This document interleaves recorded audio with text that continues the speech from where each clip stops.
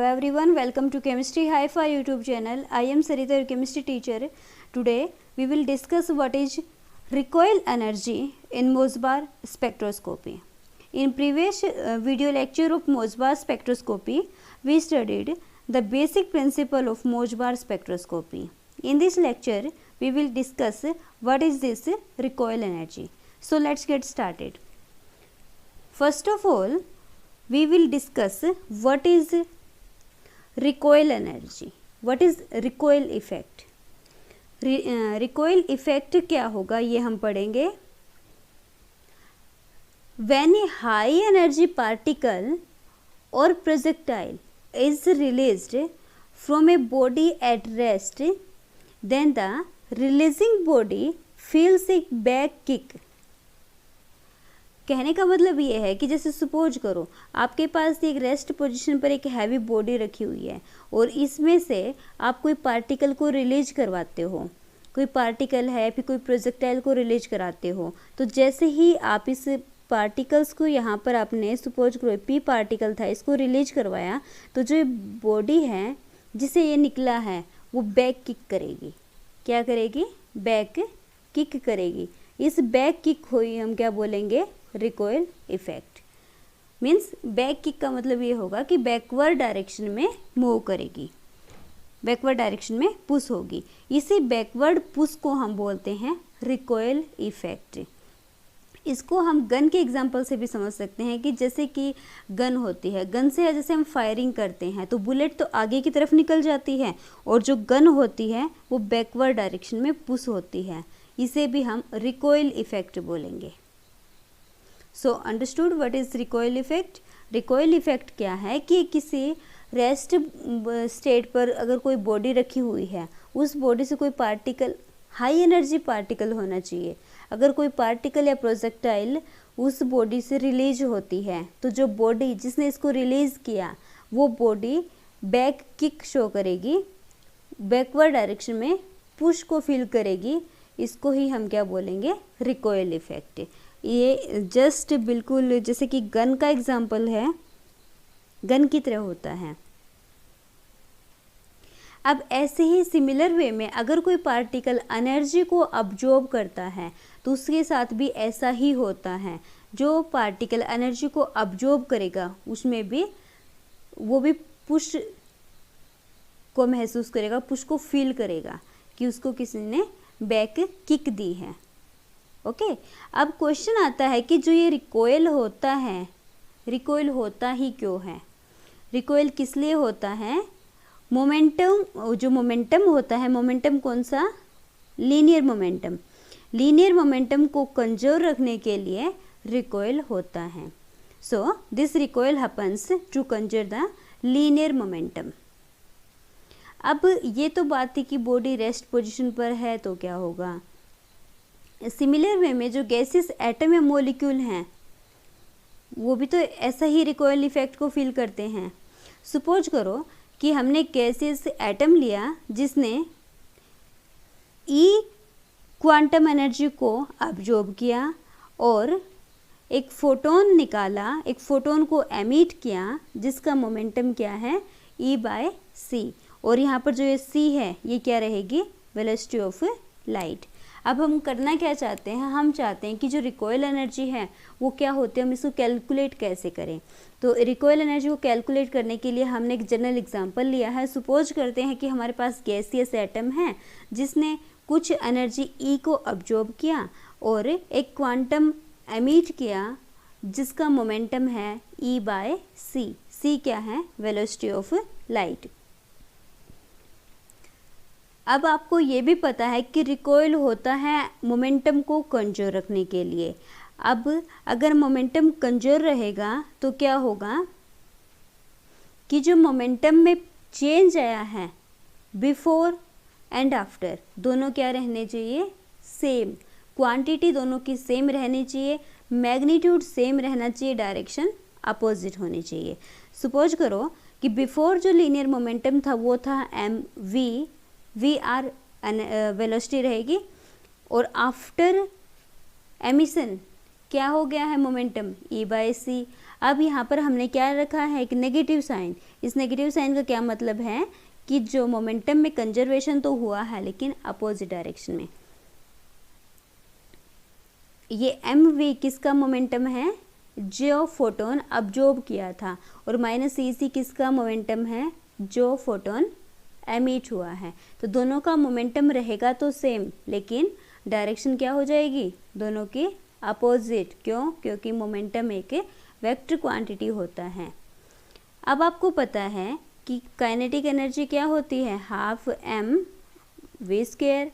अगर आप इसको m से डिवाइड और m से मल्टीप्लाई कर दो तो आप क्या लिख सकते हो इसको, m square v square by 2m।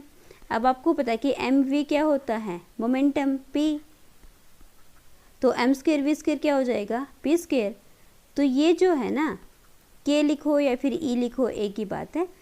ये रिलेशन होता है एनर्जी और लीनियर मोमेंटम में। तो जो एनर्जी है वो क्या होगी, p स्क्वायर बाय 2m, और यहाँ पर लीनियर मोमेंटम p की वैल्यू क्या है, e बाय c। तो e बाय सी वैल्यू रख दो, स्क्वायर करोगे नेगेटिव पॉजिटिव हो जाएगा। तो जो ई आर ये एनर्जी आई है, ई स्क्वायर बाय 2mc स्क्वायर, ये क्या होगी, रिकॉइल एनर्जी का मैग्नीट्यूड।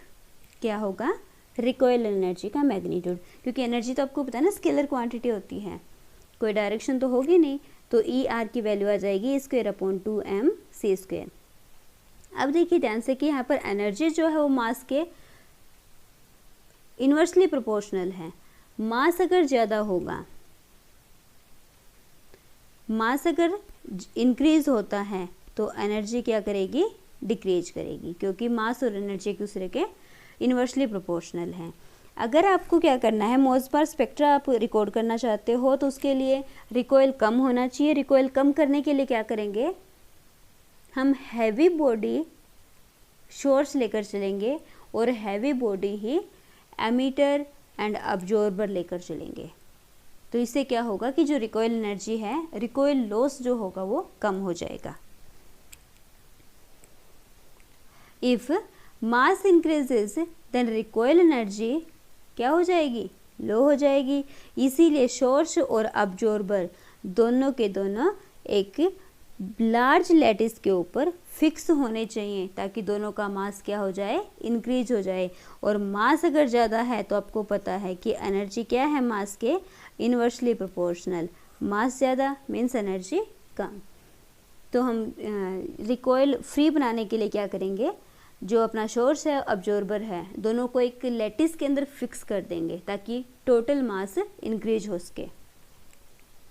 चलो अब हम रिकॉइल एनर्जी को समझते हैं।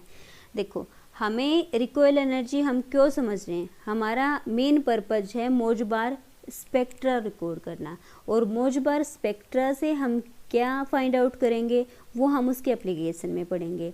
तो रिकॉइल एनर्जी के यहाँ पर पढ़ने का सिर्फ मतलब ये है कि रिकॉइल एनर्जी कैसे भी करके हमें कम करनी है, और कम करनी है तभी तो हम उसका मोसबार स्पेक्ट्रा अब रिकॉर्ड कर पाएंगे।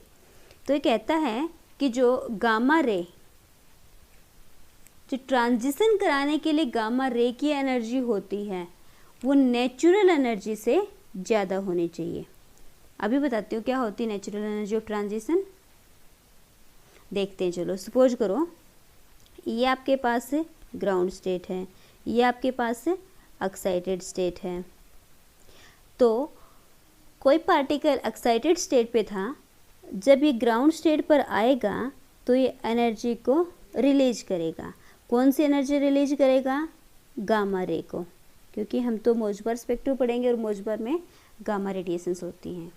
जब ये गामा रे एनर्जी को ऑब्जॉर्ब करेगा तो अब्जॉर्बर के पार्टिकल जो कि ग्राउंड स्टेट में है, ये कौन है, अब्जॉर्बर।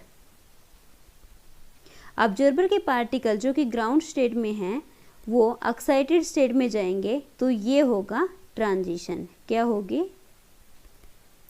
ट्रांजिशन। तो कहता है कि जो ये एनर्जी है ट्रांजिशन कराने के लिए, सपोज करो ई है, तो ये एनर्जी की अमाउंट इस एनर्जी से कम होनी चाहिए, या फिर ये बोल सकते हैं कि जो गामा रे की एनर्जी है ये ट्रांजिशन कराने के लिए जो एनर्जी चाहिए इससे ज़्यादा होनी चाहिए। क्यों ज़्यादा होनी चाहिए? क्योंकि जैसे ही ये एनर्जी इसके ऊपर स्ट्राइक करेगी, ये पार्टिकल क्या करेगा, एनर्जी को अब्जॉर्ब करेगा। तो कुछ अमाउंट में क्या होगा कि जो पार्टिकल यहाँ पर था वो बैकवर्ड डायरेक्शन में पुश होगा। जब ये बैकवर्ड डायरेक्शन में पुश होगा तो कुछ अमाउंट में एनर्जी को लॉस करेगा। लॉस होगा किसका? एनर्जी का। और जो ये एनर्जी का लॉस हुआ है यही तो क्या है? Recoil energy. जो एनर्जी का लॉस हुआ है यही क्या है? Recoil energy. तो इसके लॉस से बचने के लिए और ट्रांजिशन भी हो जाए, इसके लिए क्या होता है कि जो गामा रे है उसकी एनर्जी ज़्यादा हो, जितनी एनर्जी हमें ट्रांजिशन के लिए चाहिए उससे। और जो एनर्जी का लॉस होता है इसको हम क्या बोलते हैं? Recoil energy. और रिकॉइल एनर्जी के लिए क्वांटिटेटिव टर्म क्या थी? E R equals to E square by 2mc। अब ये हम चाहते हैं कि यहाँ पर जो रिकॉइल लॉस हो रहा है एनर्जी का ये कम हो। ये कम कब हो सकता है? जब मास m क्या हो? लार्ज हो। इसीलिए हम बोलते हैं कि जो हम सोर्स यूज करें वो क्रिस्टलिन नेचर का होना चाहिए, वो फिक्स्ड होना चाहिए, बाउंडेड होना चाहिए, ताकि एनर्जी लॉस क्या हो सके? कम हो सके।